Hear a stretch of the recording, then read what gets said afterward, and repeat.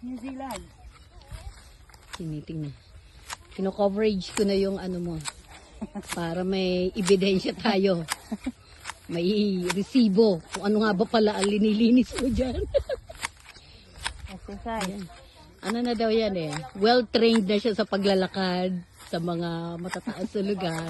And then, so nung nahatak na siya sa ganitong klaseng trabaho, Hindi masyado mahirap. hindi na mahirap para sa kanya. Walang hingal-hingal ito. Meron din konti. Meron din ba konti? Lingo ka naman dito. Oh. Ito God yung, bless you guys. ito yung tree. Asan ang tree? Wala na, parang patay na. Patay na. Ay na. Kaya mo na yan sis. Ito wala na rin. Ito yung tree, ito oh. Ito. Yan meron pa. Yan yung green. Yung green. Yan maliliit Oo, ang dahon. namamatay din pala pagka Ayan, crowded na ng ano, no? O, iikot naman ako yan. Maganda mga ganyan. Oh. Akala mo si Alice Dixon yung naglilinis ng ano, no?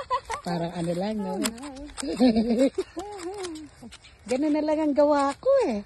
Wag ganito-ganito. Ito naman parang si Aga Mulak. Teka nga, si Aga Mulak.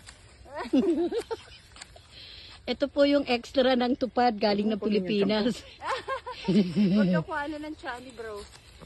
Ayan yung puno na nabuhay.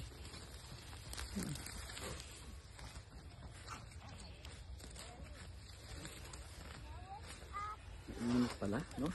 Oo. Ito si Brother Aldrin. Ano na pa na?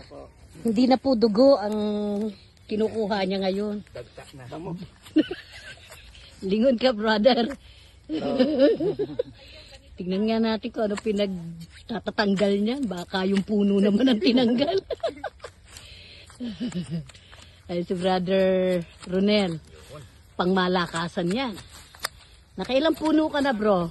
Bah, wawalo pa lang.